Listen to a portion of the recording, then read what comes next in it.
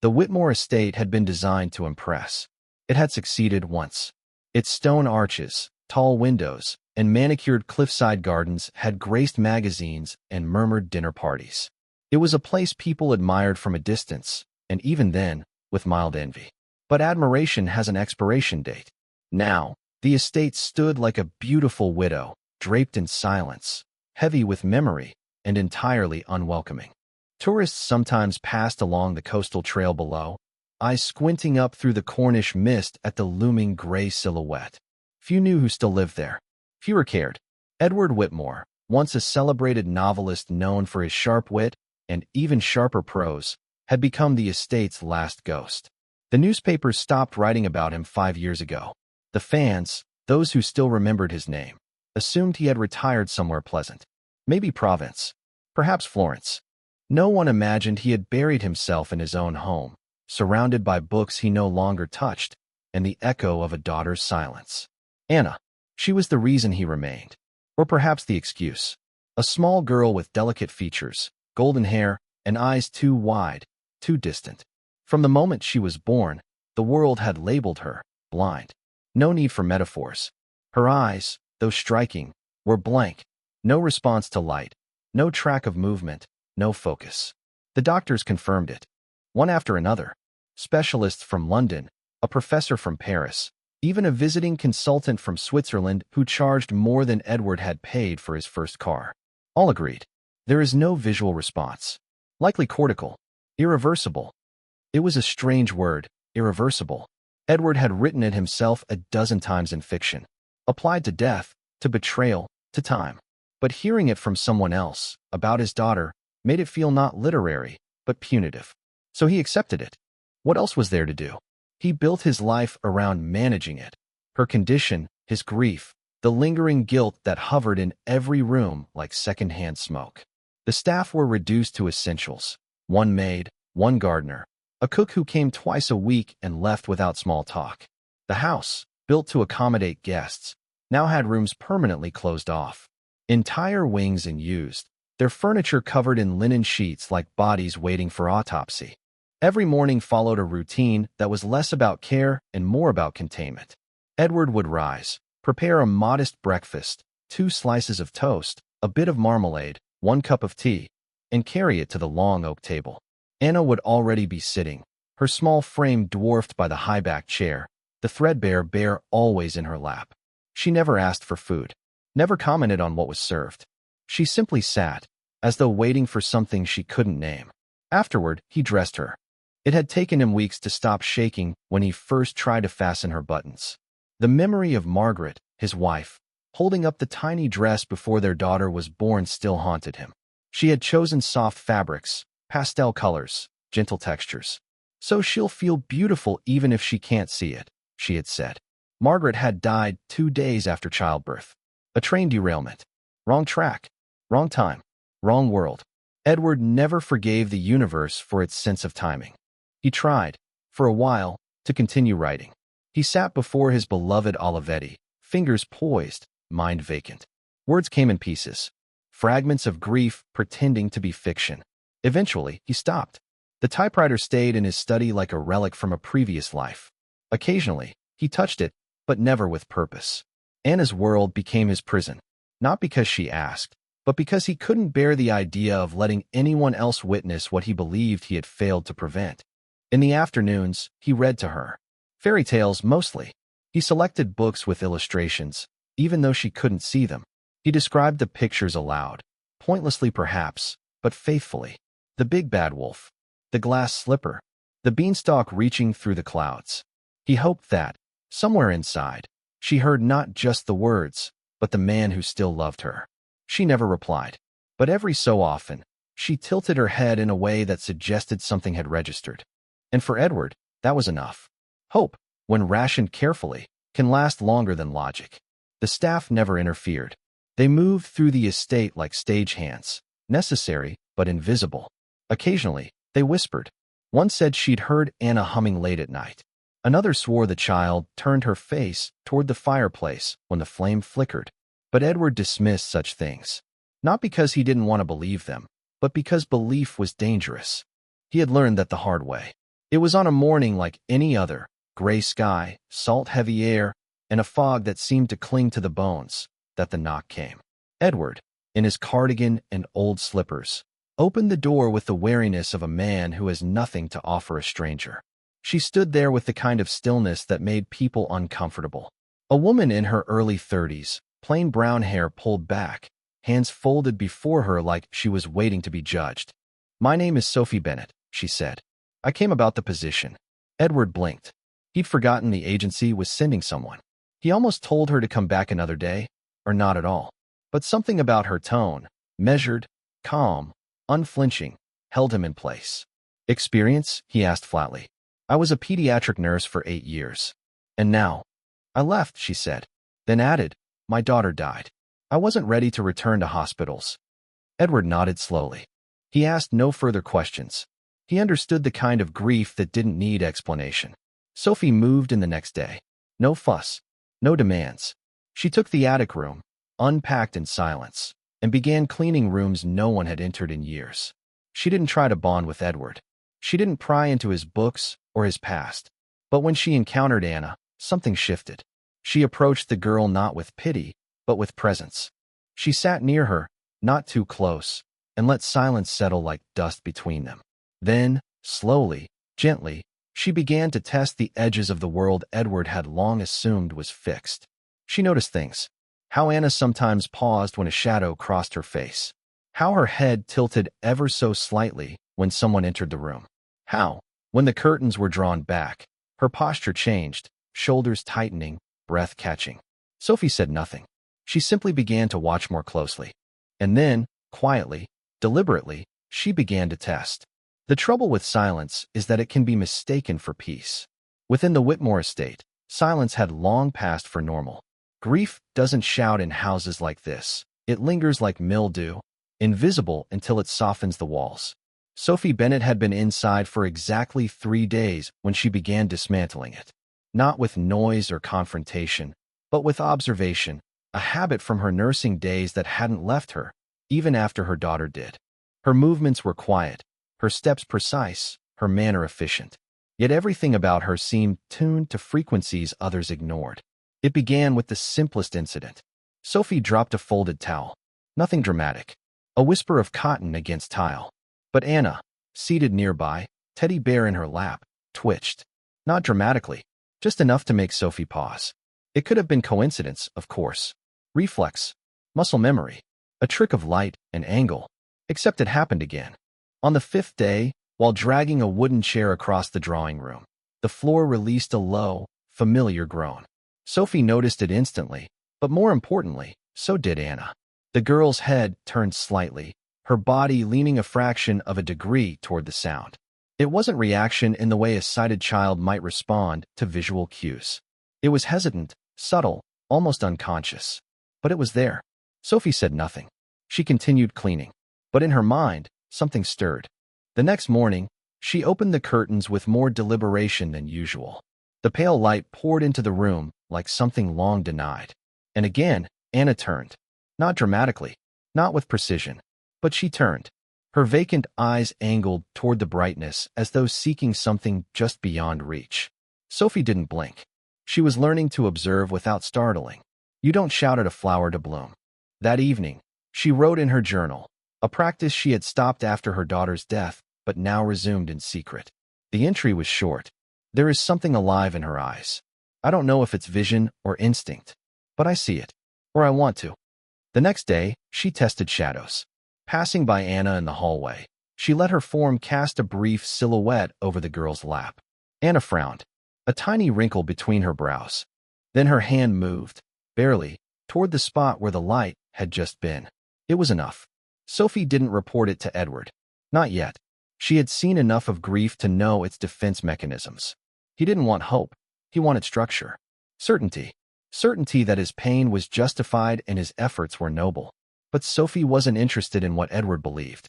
She was interested in what Anna couldn't say. And Anna, in her own quiet way, was beginning to answer.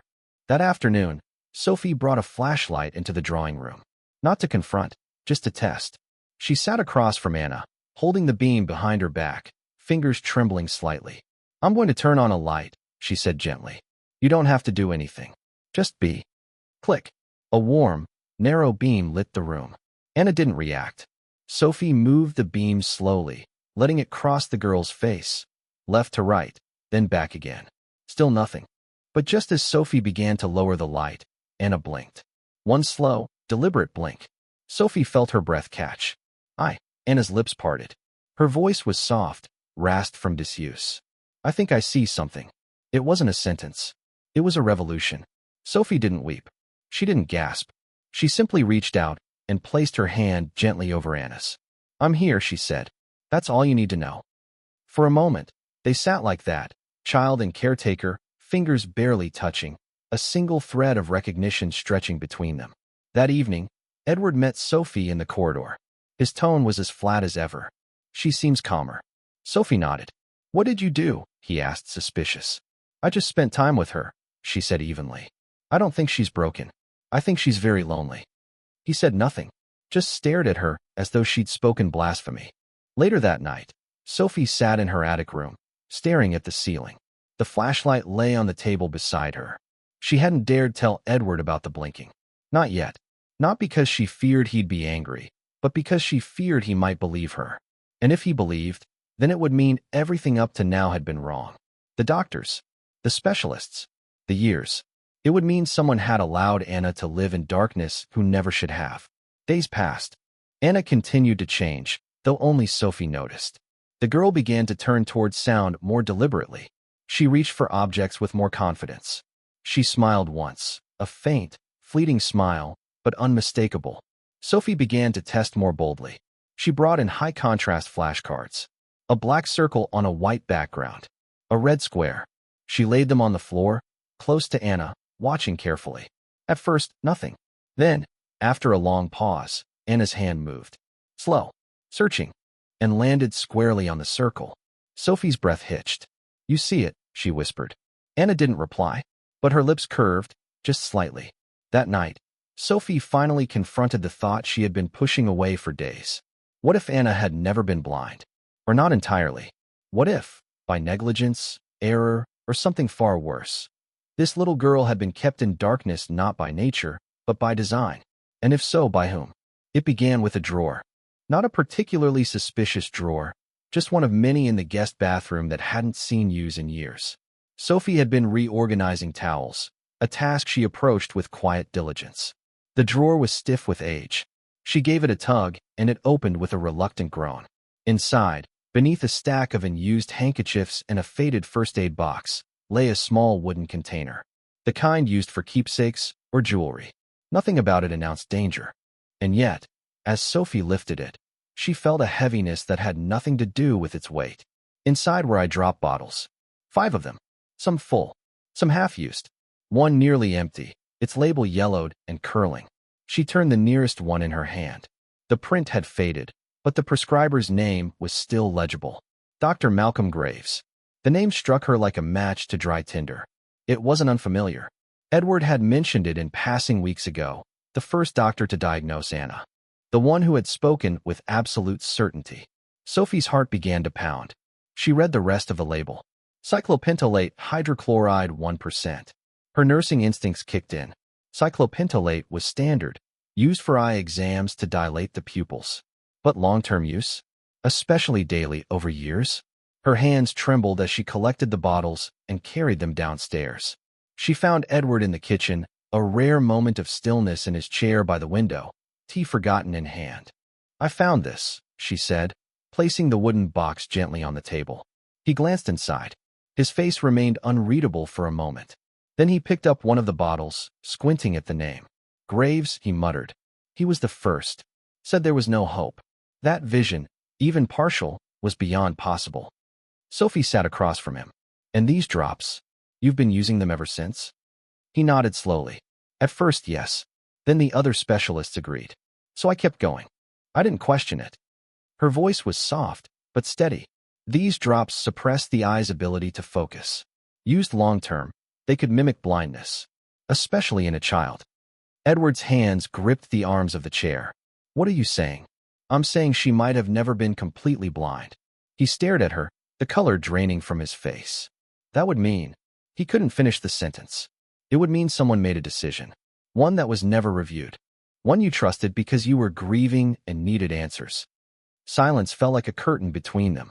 Outside, the waves struck the cliffs, indifferent. Edward looked at the box as though it might bite him. "I need the truth," he said quietly, then louder. "I need the truth." Sophie reached into her coat pocket and pulled out her phone. "I have a friend, Annie. She's an ophthalmologist at the hospital. I can send her a sample. She can test it." He nodded once. "Do it." She left the room and texted Annie immediately. Sent photos, descriptions, dosage history. Sophie didn't have hard proof yet, but her instincts were rarely wrong. The reply came hours later. "Bring one of the bottles in. This isn't normal." That night, the Whitmore estate did not sleep easily. Edward paced the study. Sophie sat by Anna's bed, watching her chest rise and fall. The girl had begun responding more clearly to light, to color. She had even laughed that afternoon, a high, sharp giggle when Sophie described a dog's tail as a wagging question mark. It had nearly broken Edward. She laughed, he had whispered. "I've never heard it before. Not once." Sophie didn't reply. Her silence said more. 3 days later, Annie called. "Come in. I've tested it." Sophie made the journey alone. The hospital was clean, efficient, bright. Everything the Whitmore estate was not. Annie met her in the cafe, holding a slim folder and an unreadable expression. "It's worse than I thought," she said, sliding the report across the table. Sophie scanned it quickly. Her throat tightened. "These drops, this concentration is abnormally high," Annie said. "It's not just diagnostic.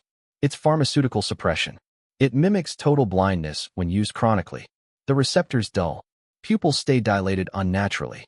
If someone wanted to induce the appearance of cortical blindness in a child, this would do it." Sophie's hand curled around the report. Could this be accidental? Annie shook her head. "No. The dosage, the frequency, the lack of review, it's deliberate." The words settled over the table like dust on a grave. That night, Sophie returned and placed the report in Edward's hands. He read it once, then again. His jaw clenched, his knuckles white. "We lost years," he said through gritted teeth. "Years." He stood abruptly, knocking over the chair. "She sat in darkness because I was too broken to question a man with a degree and a white coat." Sophie touched his arm. "You were grieving. You trusted." "I failed her," he said, voice cracking. "And Margaret. I failed them both." Sophie didn't offer comfort. Not the usual kind. She simply said, "You have today, and she's still here." The next morning, the eye drops stopped. And Anna changed. Not all at once, but slowly, undeniably. She began to recognize shadows. Shapes. She started turning toward light, tracking it. Sophie resumed flashcard sessions, and Edward began sitting in. He said little, but his eyes never left his daughter. And then one afternoon, Anna pointed at the red card and whispered, "That one is like the flower." Sophie looked up. Edward covered his mouth. Tears rolled down his cheeks silently. "She remembers the roses," he whispered. "Margaret planted red roses outside the nursery window." That night, Edward sat by the typewriter. He stared at the keys for an hour before typing 3 words. "She sees light." The report from Annie lay on Edward Whitmore's desk like a quiet bomb. No blood, no smoke, but devastating in its precision. The medical verdict was clear. Prolonged exposure to cyclopentolate, at that concentration, would impair even a healthy adult's visual processing. In a developing child, it was catastrophic. Not only did the drops induce artificial dilation, they effectively silenced the very mechanisms the brain uses to learn sight. It didn't just mask her vision, it taught her darkness. Edward sat for hours, staring at the pages, then at the fire, then back again. He read the doctor's name, Dr. Malcolm Graves, until it blurred, until the letters became meaningless. He wasn't angry yet. Anger was still stuck behind something older, shame. Because the man who had enabled it all wasn't a stranger in a lab coat. It was him. He had accepted it. Accepted blindness like a mathematical fact. Because it gave structure to a world that had fallen apart. He had watched Anna clutch a bear instead of books. Walk with cautious taps instead of open steps. Spend hours in silence when she might have been singing. And he had called it mercy. Now, for the first time in years, he opened the bottom drawer of his writing desk. Inside was Margaret's last letter, written in soft ink, folded carefully, unread. He unfolded it now, hands trembling. If anything happens, promise me you'll keep her curious. Even if she can't see, teach her to ask. Let her feel the world, taste it, argue with it. Don't bury her in your silence. That's not how she'll survive. That's how she'll vanish. Edward pressed the letter to his forehead, not in prayer, in apology. That evening, he called a solicitor, asked for a private investigator. He wanted every record, every note, every patient Malcolm Graves had seen in the last decade. Sophie stood silently in the doorway. Are you sure you want to dig? Edward looked up, eyes clear for the first time in weeks. If I had dug sooner, she wouldn't have lost 8 years. The weeks that followed were a storm of quiet vengeance. Graves, it turned out, had retired early. A comfortable pension, a house in Sussex, a reputation intact. He had treated dozens of children, specializing in pediatric diagnostics. His case files showed a troubling pattern. Early diagnoses of severe visual impairment, prescriptions for aggressive pharmacology, and very little follow-up. Worse, in a few cases, families had relocated, stopped treatment, and the children improved. There had been whispers. One complaint, years ago, had been buried under technical jargon. Subjective improvement inconsistent with original pathology. Translation: we made a mistake, but it's easier to call it spontaneous recovery. Edward no longer paced. He moved with precision. Sophie watched him transform from grieving recluse to something colder, sharper. One night, as they sat in the study, she asked softly, "What are you going to do?" "I'm going to take him apart," Edward said without flinching. "Word by word, page by page, the way I've always done." She nodded, not in approval, but in understanding. They began collecting testimonies. Sophie tracked down 2 former patients. One remembered being told their son would never read print. He now attended university.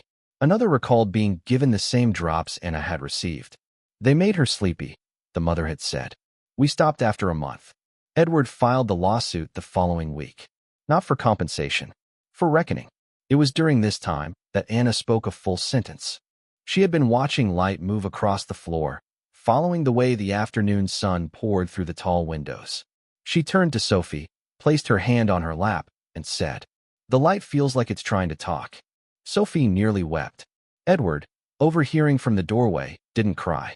He simply whispered, "That's Margaret's child." Word of the lawsuit spread slowly. Graves responded with silence at first, then through a solicitor, denial, of course, then dismissal. Finally, resistance. "He'll settle," Edward's lawyer said, to avoid press. Edward shook his head. "We're going to trial." The trial was set for winter. In London. By then, Anna was seeing more clearly, recognizing colors. Naming them. Yellow, she said, was her favorite. Because it's loud. The morning of the first hearing, Edward sat her down. "I want you to know," he said, "you were never the broken one." Anna tilted her head, her still vacant gaze turning ever so slightly toward his voice. "You're the reason I can breathe again," he said. Anna simply touched his face. At court, Graves looked older than Edward remembered. Thinner. The confident voice now reined in by legal caution. He wore a navy suit, a red tie, and the expression of a man who still believed he had done nothing wrong. Edward testified first. He didn't dramatize. He didn't rage. He spoke like a writer. Clear. Focused. Relentless. He described the prescriptions, the diagnoses, the years of silence, the slow erosion of his daughter's voice. And then, he presented the report. Annie testified next. Her findings were clinical, devastating, and unshakable. Graves' defense flailed. He blamed ambiguous records. Claimed dosage might have been altered post-prescription. Blamed grief. Blamed time. But in the end, the court saw what mattered. That a child had lived in darkness, not by the hand of God, but by the failure of men. When the judge announced the verdict, revocation of Graves' license, a formal apology, and financial damages to be placed in a trust for Anna, Edward didn't smile. He just exhaled. Outside the courthouse, Sophie took his hand. "Justice," she said quietly. Edward shook his head. "No, that's just paperwork. Justice is her drawing again." He wasn't wrong. Because at home, Anna had drawn something new that week. 3 figures, holding hands, beneath a giant sun. The Whitmore estate no longer woke in silence. It woke to the sound of Anna humming softly as she opened her bedroom curtains. The sunlight now spilled across the hardwood floor not as a stranger, but as a guest long awaited. She blinked, sometimes squinted, sometimes rubbed her eyes in confusion, because light, even when welcomed, takes time to understand. She was learning to name colors, to recognize shapes, to laugh at shadows and ask questions like, why does red feel warmer than blue? A question no one could answer, but everyone loved hearing. Sophie bought her sketchbooks and crayons. At first, Anna just scribbled. Then, slowly, shapes began to appear. Then figures. One day, she drew a picture of 3 people holding hands under a sun. She pointed at them. That's me. That's Papa. And that's Mama. Edward and Sophie stood speechless. Anna had never called anyone Mama. That night, Sophie sat with her by the window. Why did you call me that? She asked gently. Anna didn't hesitate. Because you came when I was still in the dark. And you didn't leave. Sophie cried for the first time in years. Not for her lost daughter, but for the one she had found. Edward watched from the doorway, said nothing, just nodded to himself, as though the universe had, at last, finished a sentence it began long ago. And then he began writing again. First in the mornings, then afternoons. Then, one day, he stayed at the desk from sunrise to sunset. He didn't tell anyone what he was working on. But Sophie knew. The pages were different now. Less clever. More raw. Less literary. More honest. He had once written about things people admired. Now he wrote about things people survived. Meanwhile, the house came alive. Rooms were opened. Rugs were placed. The kitchen began to smell of rosemary and baked apples. Sophie's touch was everywhere, but never loud. She had a way of making things feel inevitable, as though the house had always wanted to heal but just needed permission. The gardener planted new flowers. Anna chose the colors. Only the bright ones, she said. The ones I can hear with my eyes. And slowly, people returned. A neighbor came for tea. A former friend brought books. Invitations began to arrive, first for Edward, then for Anna, then for all 3 of them. At first, Edward declined them all. But Sophie said, without looking up from the dishes, you're allowed to be happy, you know. So he accepted one. Then another. They weren't a secret anymore. One morning, while walking along the cliffside, Edward stopped.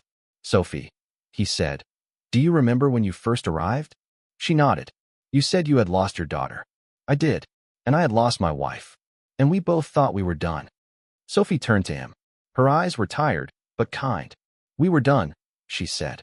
With grief. Not with life. He reached into his coat pocket. I was planning something ridiculous, he muttered. She raised an eyebrow. What kind of ridiculous? He dropped to one knee. The ring was simple. Old gold. Likely inherited. Certainly not new. But it shone. Sophie Bennett, he said, voice trembling slightly. You brought light back to a house that had lived in shadow. You gave my daughter sight, and gave me back my life. Will you marry me? She didn't cry. She just nodded, as though she had known for weeks. They married in autumn. A modest ceremony by the sea, guests seated in rows of white chairs on the bluff behind the estate. Anna wore a pale yellow dress and scattered petals as she walked ahead of them. The sky was clear, the sun gentle, and Edward, finally, looked like a man who had not just survived, but returned. Afterward, as guests laughed and the wind played with napkins and veils, Anna climbed onto a chair and announced to the crowd, "This is my family, and I can see them." Applause was unnecessary. The moment was complete without it. Weeks passed. Anna began school, nervously at first, then with growing excitement. She came home with stories. A boy named Thomas who had a funny laugh. A girl named Miriam who let her borrow a pink pencil. She described their clothes, their voices, their movements, all with a clarity that amazed her father. Edward and Sophie watched her grow. They redecorated the nursery. Then, a few months later, redecorated it again. Because Sophie was pregnant. Anna squealed with joy when she found out. "I'm going to be a big sister," she told everyone. Milkman, postman, anyone who would listen. As the seasons changed, so did the house. It no longer resembled a museum. It looked lived in. There were fingerprints on the windows, toys on the staircase, a dent in the hallway wall from where Anna had once tried to ride a suitcase like a sled. Edward finished the book. It wasn't fiction. It was called The Light We Were Taught Not to See. He dedicated it to Anna, and to the woman who taught him to look again.